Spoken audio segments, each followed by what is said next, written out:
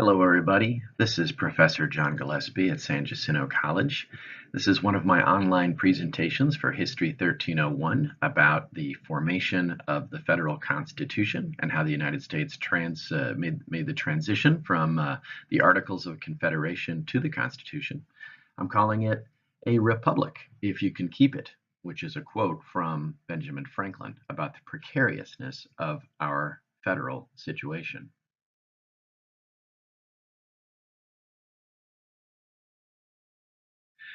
And so I want to set some terms and define some ideas here.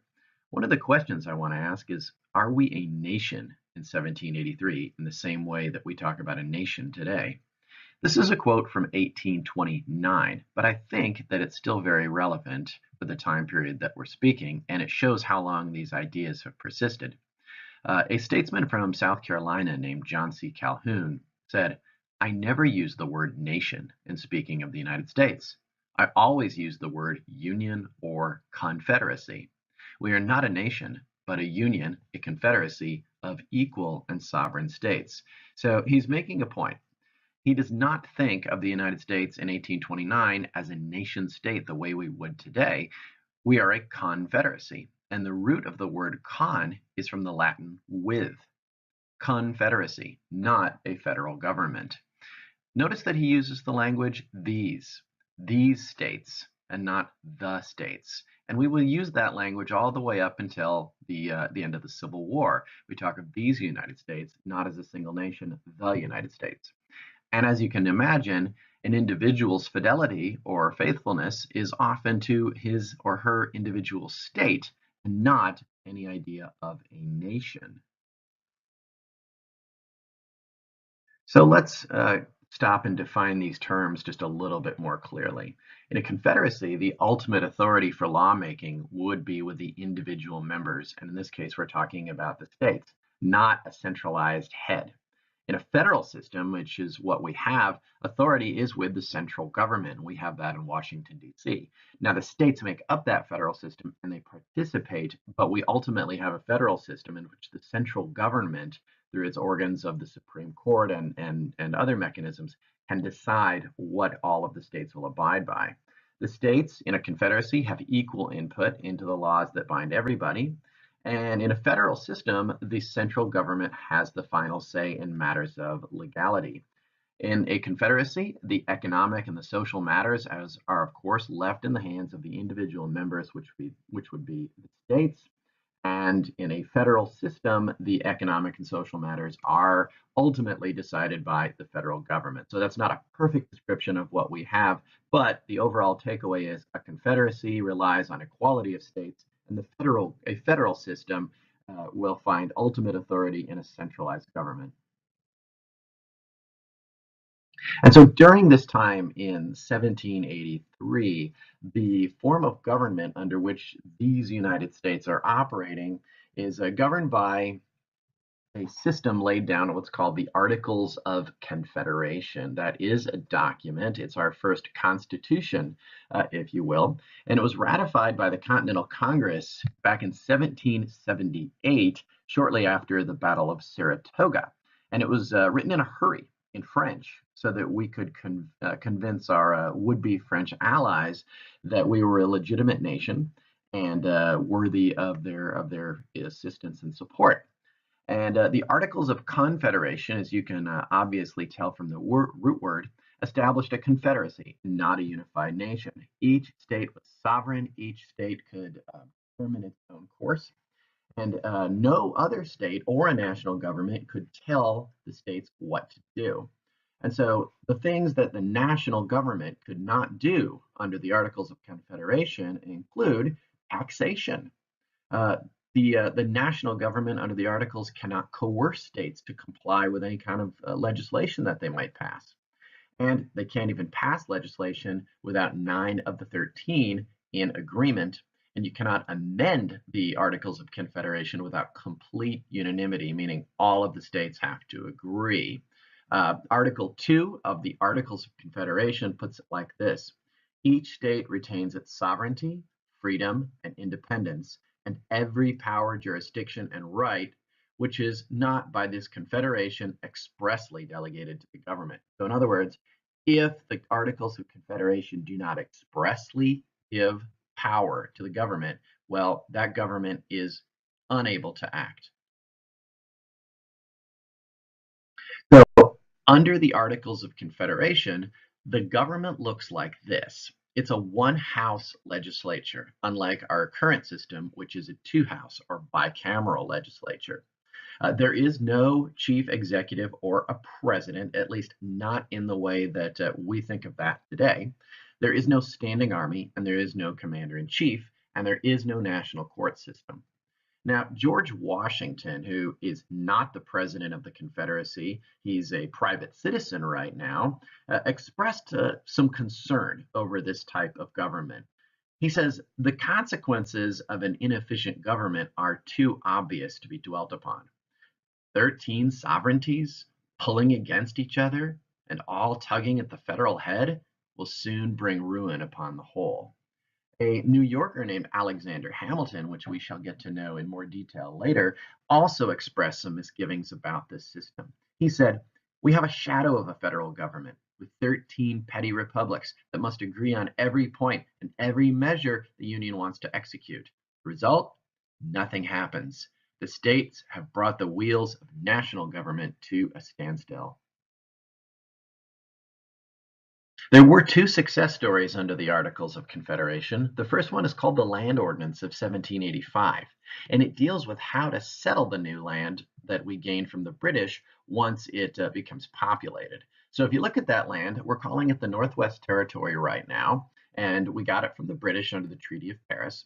And how are we going to incorporate this land into the Union once it's settled? Well, the process goes like this. When each territory reaches 60,000 people, then the people there have to organize and write a Republican constitution. That is a constitution based on the principles of representative government.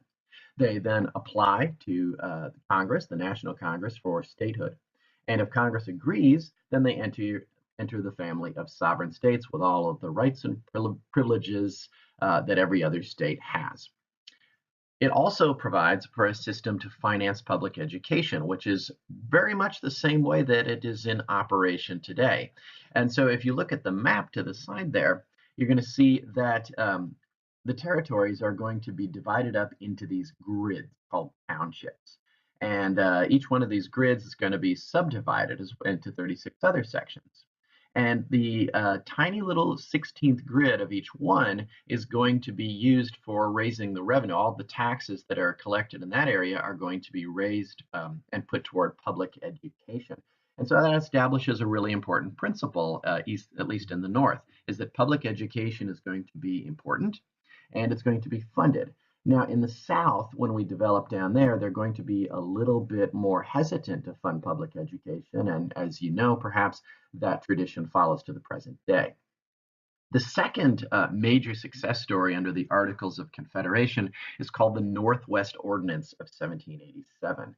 What the Northwest Ordinance of 1787 says is that there shall be neither slavery nor involuntary servitude in the said territory, otherwise in the punishment of crimes whereof the party have been duly convicted. So what the Northwest Ordinance of 1787 effectively does is it bans slavery in the Northwest Territory. And it's going to become of consequence as we start to head into the 1850s and we discuss whether or not slavery should be protected in the country as a whole.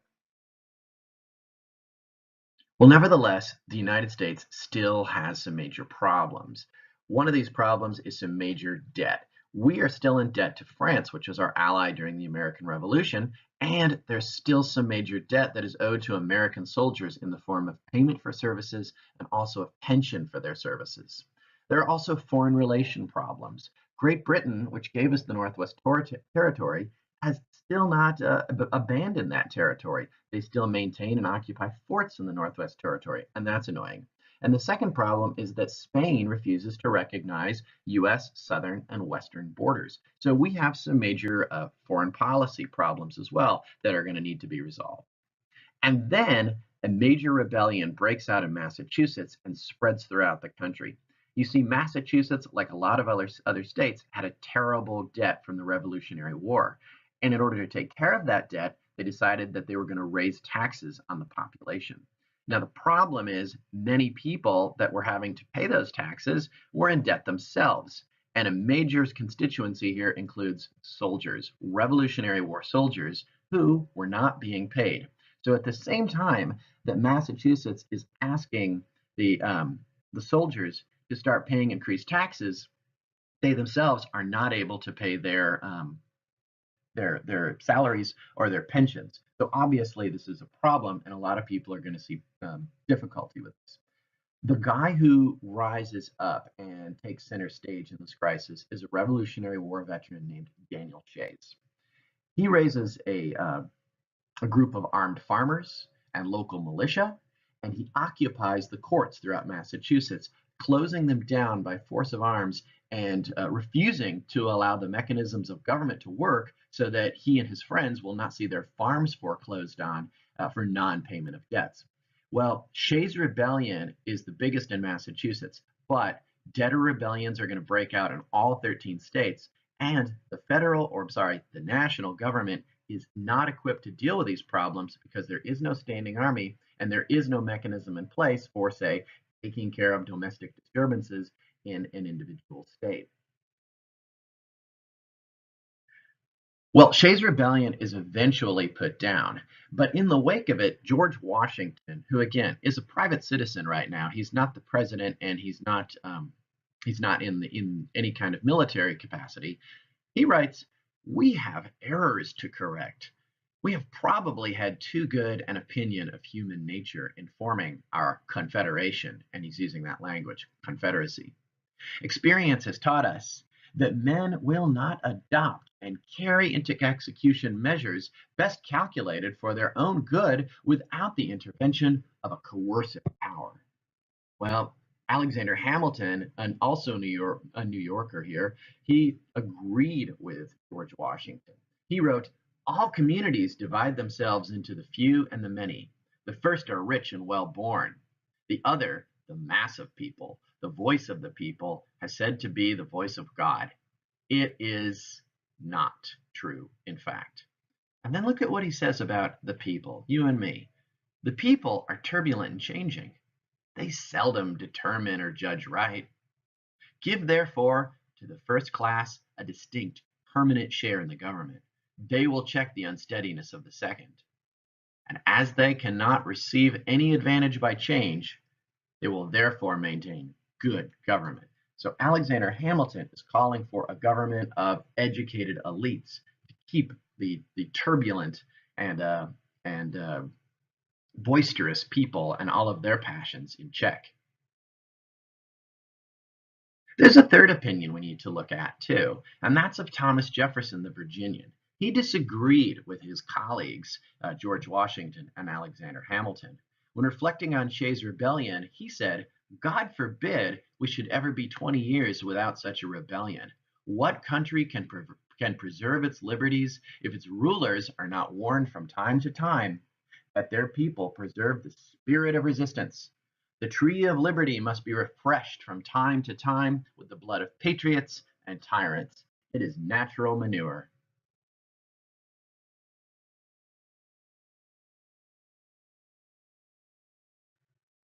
Well, in the wake of Shays' Rebellion, Alexander Hamilton calls for a constitutional convention. That is, a meeting to address these issues and see what we can do to fix them.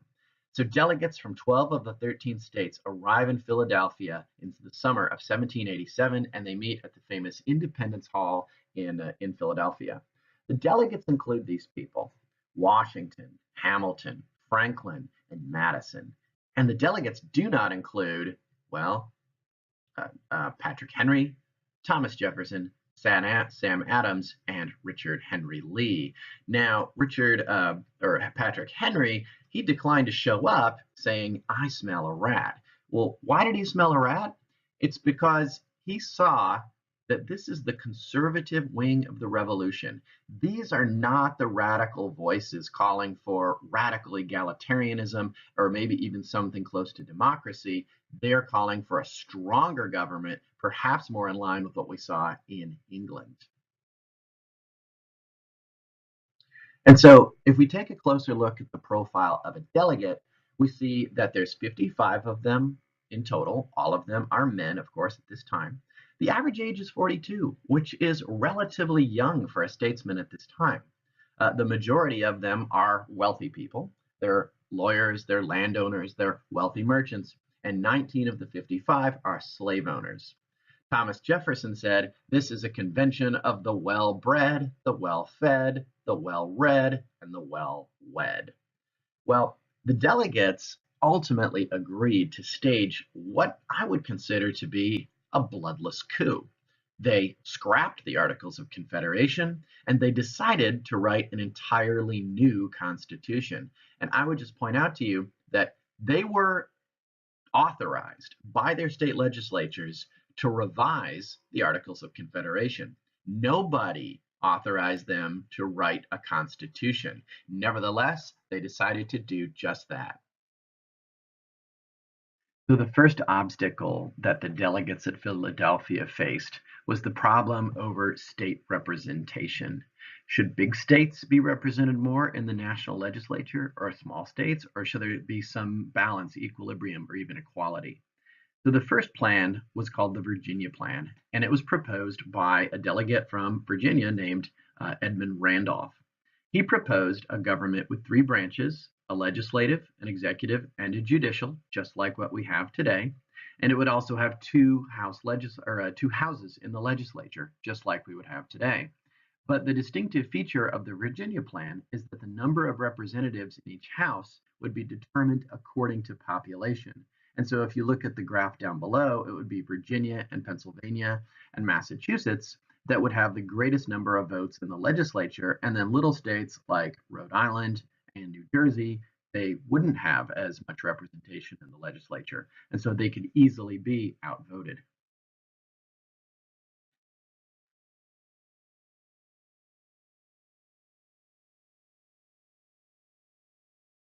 So a second plan was proposed called the New Jersey Plan. Now, this one was proposed by a delegate from New Jersey named William Patterson. And just like the Virginia Plan, it created a government with three branches and a legislative, executive, and judicial. The difference was here is that it's a single house legislature, and one state had one vote, so it was complete equality within the legislature, unlike the Virginia Plan, which was based on population. So eventually, the delegates had to come to a compromise. Neither side got everything they wanted. It was the Great Compromise, and it was proposed by a delegate from Connecticut called William Sherman. And so sometimes it's called the Connecticut Compromise. And just like the Virginia plan and the New Jersey plan, it created a government with three branches. But here's how they worked out the representation problem. We're going to have a two-house legislature. We're going to have the upper house, which we'll call the Senate. And each state is going to get two representatives, regardless of population. So Texas gets two, California gets two, Alaska gets two. And those senators are going to serve for 6 years. Now, in the lower house, which we're going to call the House of Representatives, we're going to assign representatives based on population. And they're going to serve for 2 year terms. And so the more people you have in your state, the more folks you're going to have in the House of Representatives. Another major obstacle is slavery. Now, I want to point out, hardly anybody in 1787 was calling for outright abolition. You did have a few Quakers, some very early abolitionists, but generally speaking, most people simply thought of slavery as a necessary evil. And I'm sorry, I put that there twice. But a lot of folks thought it was going to die out or die a natural death in, who knows, maybe 100 years. And if you look at the enslaved population in 1790, which is right around the time the Constitution was ratified, you'll see that the northern states like Connecticut, New Jersey, or Massachusetts really are not very dependent on slave labor for any kind of work. New Jersey is 6% of its population is enslaved. Connecticut, Massachusetts, one or less than one. Whereas you see the southern states, such as South Carolina, are up to 42% of their population is enslaved. Well, once again, The answer is in a compromise in which neither side gets exactly what they wanted. You'll recall that the North, which did not have a large slave population, did not want the South to gain an advantage in the legislature by counting the enslaved population toward representation, but they did want it to count towards taxation. Now, the South, as you can imagine, wanted the opposite. They did not want their enslaved population to count toward taxation, but they did want it to count toward representation. And so the answer is called the three-fifths compromise. Let's have a look. Representatives shall be apportioned among the several states which may be included in this union by adding the whole number of free persons, including those bound to service for a term of years, and excluding Indians not taxed, three-fifths of all persons. So in other words, we're going to count the enslaved population as three-fifths of a person toward representation in the Congress and for purposes of taxation. So neither side got exactly what they wanted, but I do want to point out sometimes students misunderstand and that they're thinking that enslaved people were given three-fifths of a vote. This is absolutely not true. Enslaved people, their civil and human rights are being denied, not recognized by the country at this time. They are counting toward purposes of representation and taxation, three-fifths of a person. So the third big disagreement is over the executive. Are we going to have some kind of president? Are we going to have some kind of monarch or a king? What are we going to have? People like James Madison didn't want a chief executive at all. He wanted all powers to remain within the states, and this is how his friend Thomas Jefferson feels too. You've got folks on the other side, such as Alexander Hamilton. Well, now he wanted an unimpeachable monarch-like executive who ruled for life. So where are we going to find a compromise?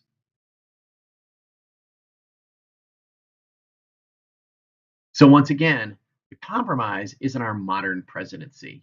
You see, it's not going to be a very powerful position in 1789, but it is going to become so in the preceding decades. The power of the presidency does not flow from heredity, but from the electorate, that is, from the people who put the president in place. The president's job description is very clear and it's boxed in, meaning it's clearly defined. This is what the president can do.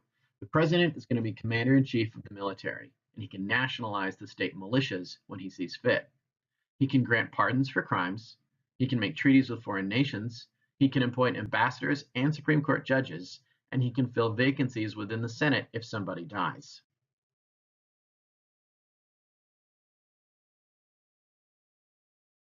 So now that we have a constitution, let's step back and think about the word democracy. Oftentimes we use this word as an unqualified good. You know, we're a democracy, we say, or according to our democratic principles. But is this what the framers wanted to create? Well, John Adams said, a democracy never lasts long. It soon wastes, exhausts, and murders itself. Benjamin Franklin said, democracy is two wolves and a lamb voting on what to have for lunch. Liberty is a well-armed lamb contesting the vote. James Madison said, democracies have ever been spectacles of turbulence and contention, have been found incompatible with personal security or the rights of property, and have, in general, been as short in their lives as they have been violent in their deaths. And Thomas Jefferson, probably the most liberal of the founding fathers, said, a democracy is nothing more than mob rule, where 51% of the people may take away the rights of the other 49%. So, did they create a democracy? No, they did not. In fact, they shuddered at the word. And so, if the framers did not intend a democracy, what sort of government did they intend to create? Well, they wanted to create what was called a republic. James Madison puts it this way: we may define a republic to be government which derives all its powers directly or indirectly from the people. Okay, well, that sounds democratic, right? But listen, he goes on. And is administered by persons holding their offices for a limited period or during good behavior. What a republic is and how it differs from a democracy is a republic puts representatives in place between the people and the organs of government. So think about that, republic and representatives. So when we elect the president, we do not elect that president directly. We elect him or her, as the case may one day be, through representatives. When the legislature votes on new legislation in the Congress, we are not voting for that legislation. In fact, we vote for our representatives and they vote in our stead. Representative democracy is more of what we have. So, do the people rule directly? Absolutely not. They rule, or they express their opinions and beliefs through their representatives. Winston Churchill, who is somebody who did not live during this time, but he lived during World War II, he says the best argument against democracy is a 5-minute conversation with the average voter. So he sort of thinks of democracy as sort of like the best of many bad ideas, I guess. So do the people elect the president? No, we said they don't. The Constitution says the president is to be elected as follows. Each state shall appoint a number of electors equal to the whole number of senators and representatives to which the state may be entitled in Congress, Article 2. And so sometimes we think that we all go out and we cast our ballots, and then the person who gets the most, that's the one who's chosen as the president. And that's actually not true. The Electoral College is the one that casts votes on our behalf as our representatives. Now we go and vote, and typically the Electoral College listens to us and they say and they vote what we want, but they're not constitutionally bound to follow the popular lead. So how do we decide how many electors each state gets? Well, it's really simple. We take the number of representatives in the House of Representatives. So that in Texas' case, if that number is 32, then we add the number of senators that every state has, which would be 2. And in Texas's case, that would be 34, as is the case in this map right here. It shifts from time to time in state to state according to population. But why did the framers set it up this way? Well, to be quite honest, they feared the average person. They feared mob rule. They did not think that the average voter was either intellectually or perhaps even morally equipped to exercise political power. And really, I want you to think about this and consider this and reflect on this. You have to have a license to, say, own a firearm. You have to have a license to teach a class. You have to have a license to cut hair. But it seems that all you need to do to cast a vote is be 18. Does this seem right to you? So, of those who can vote, who are they? We have a list here. Look it over. Is it white men? Is it landowning white men? What landowning white men? What about women? What about black men? What about enslaved black men? Indians? Can any of these people vote? Well, the only people that can really vote that we can say have a guaranteed right to vote are landowning white men right now. And so that's 1 in 15 white men in the United States can vote in national elections. No women, for the most part, no black men. There are some exceptions in some of the northern states, but those are quickly going to disappear. And by 1819, no black men are going to be able to vote in the country. And so, who are these 1 in 15 white men voting for? Well, are they voting for president, senators, judges? What are they? Well, there is only one office which they directly elect, and that would be their House members. That's right.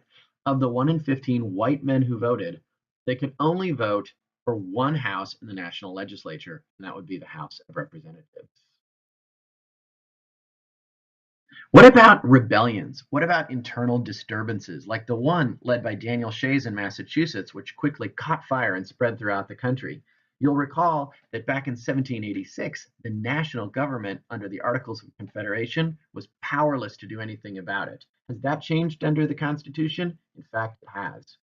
The Constitution says that the president shall be the commander in chief of the Army and Navy of the United States and of the militia of the several states, meaning that the president can order the army into action to put down a domestic disturbance and to nationalize the militia of the several states, meaning that if an independent state has a militia, the president can suddenly nationalize them or call them into his service. Now, that doesn't mean that the president can arbitrarily declare war on whoever he wants to. It simply means that he can respond to domestic disturbances quickly and efficiently, like those that perhaps needed some attention in Shays' Rebellion. What if two parties in government can't agree? What if there's disputes on how we interpret the Constitution, or whose property rights we're dealing with, or whose boundary we're dealing with, or something like that? The Supreme Court is appointed by the Constitution to judge in such cases when states get into dispute with other states, when a citizen is in a dispute with a state, or when a citizen gets in dispute with another citizen, or if there's a dispute on the seas between citizen states. Now, this is actually the powers of the court are yet underdeveloped as to what they're going to become. Uh, the court does not yet have the explicit power to judge an act of Congress unconstitutional. That's going to be explicitly articulated in Marbury v. Madison, which happens in the court case, or it happens in the year 1803, which is under the presidency of Thomas Jefferson.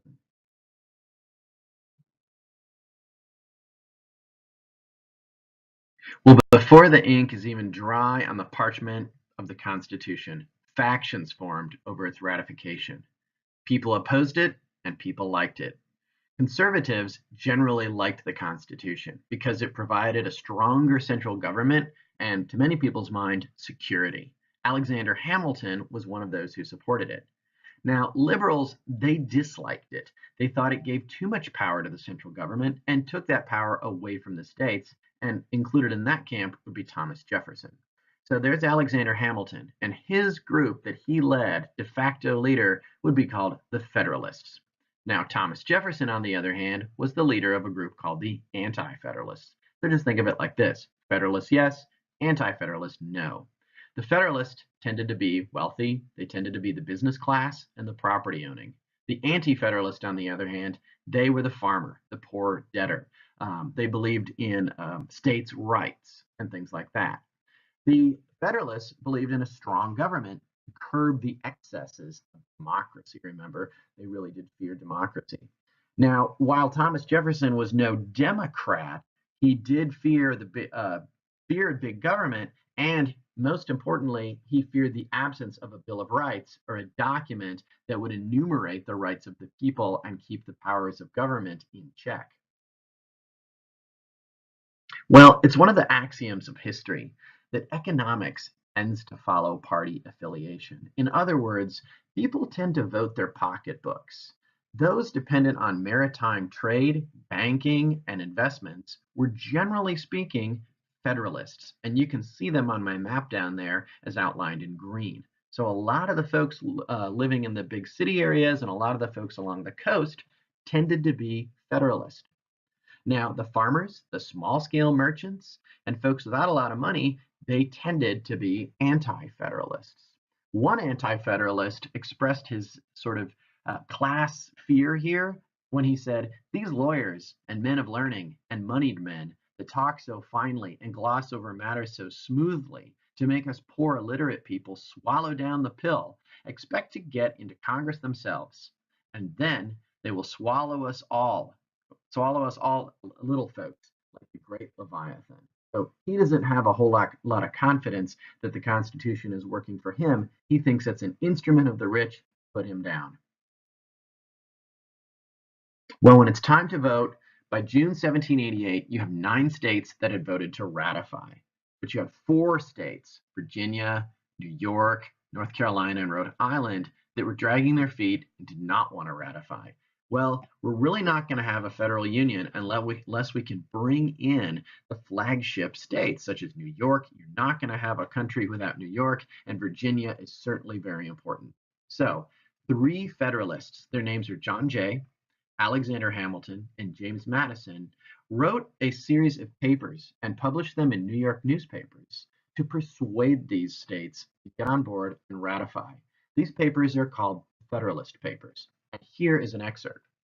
Among the advantages promised by a well-constructed union, none deserves to be more accurately developed than its tendency to break and control violence, faction.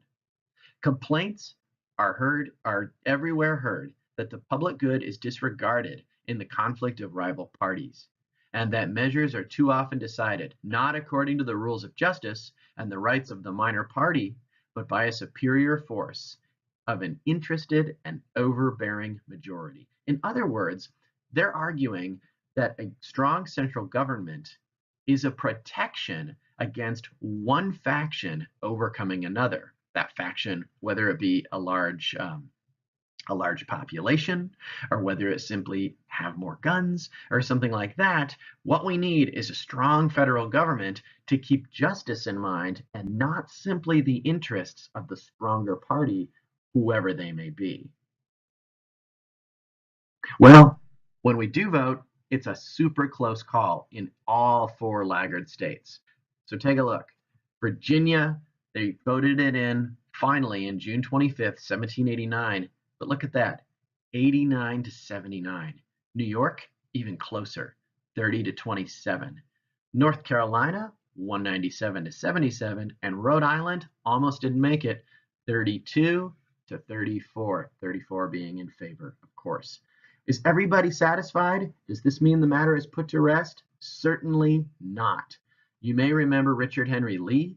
He was the guy who first made the motion for independence in the Continental Congress back in 1776, who laments the whole thing. He says, "'Tis really astonishing that the same people who have just emerged from a long and cruel war in defense of liberty should now agree to fix an elective despotism upon themselves and their posterity."